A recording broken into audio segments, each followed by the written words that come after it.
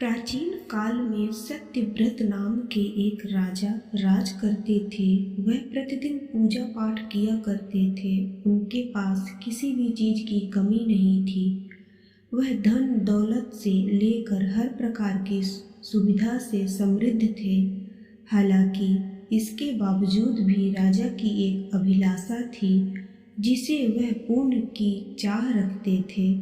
दरअसल राजा सत्यव्रत को किसी प्रकार से स्वर्गलोक जाने की इच्छा थी।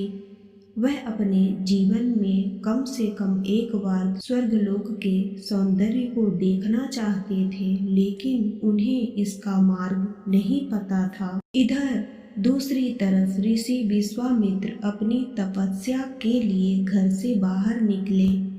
चलते चलते वह अपनी कुटिया से काफी आगे चले गए थे। काफी समय बीत गया लेकिन वह नहीं लौटे।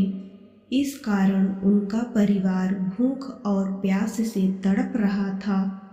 राजा सत्यव्रत को जब यह पता चला तो उन्हें ऋषि विश्वामित्र के परिवार के पालन पोषण की जिम्मेदारी ले ली। कुछ समय बाद जब मुनिवर लौटे तो वे अपने परिवार को कुशल देख काफी प्रसन्न हुए। उन्होंने पूछा कि उनकी अनुपस्थिति में किसने उनकी देखभाल की। इस पर ऋषि के परिवार वालों ने बताया कि राजा ने उनके पालन पोषण की जिम्मेदारी उठाई थी।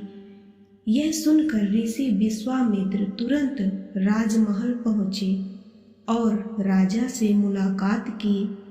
वहां पहुंचकर उन्होंने सबसे पहले महाराज को धन्यवाद कहा।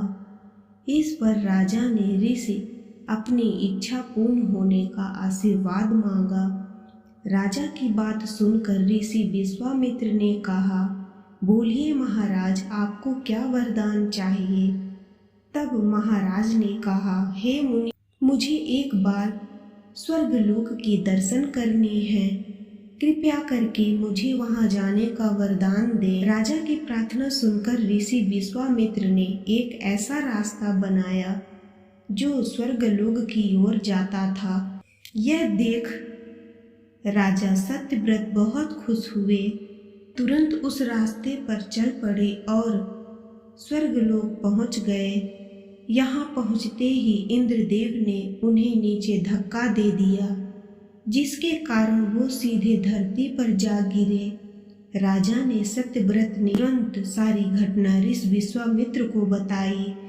राजा की बात सुनकर ऋषि विश्वामित्र गुस्से में आग बबूला हो उठे।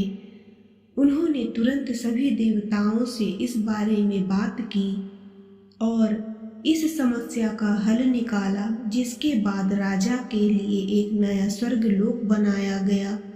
नए स्वर्गलोक को पृथ्वी और देवताओं के स्वर्गलोक के बीचों बीच स्थापित किया गया था ताकि किसी को परेशानी ना हो। नए स्वर्गलोक से राजा सत्यव्रत तो बहुत खुश हुए, लेकिन विश्वामित्र को एक चिंता लगातार सता रही थी। उन्हें डर था कि नया स्वर्गलोक कहीं जोरदार हवा के कारण गिर ना पड़े। अगर ऐसा होगा तो राजा सत्यव्रत दोबारा से धरती पर जा गिरेंगे। काफी सोच विचार के बाद ऋषि विश्वामित्र को एक उपाय सूझा। उन्होंने नए स्वर्गलोक के नीचे एक बहुत लंबा खंभा लगा दिया ताकि उसे सहारा मिल सके। ऐसी मान्यता है कि नए स्वर्गलोक के नीचे लगाया गया खंभा एक विशाल पेड़ के तने के रूप में बदल गया। यही नहीं, कुछ समय पश्चात जब राजा सत्यव्रत की मृत्यु हुई तो उनका सिर एक फल में तब्दील हो गया। अभी से इस खंभे को नारियल का पेड़ कहा जाने लगा, जबकि राजा का सिर नारियल के रूप में जाना गया। यही कारण है कि नारियल का पेड़ इतना लंबा होता है। कहानी से सीख। इस कहानी से हमें यह सीख मिलती है कि अगर सच्चे मन से किसी की मदद करें तो हमारी हर ख्वाहिश पूरी हो सकती है।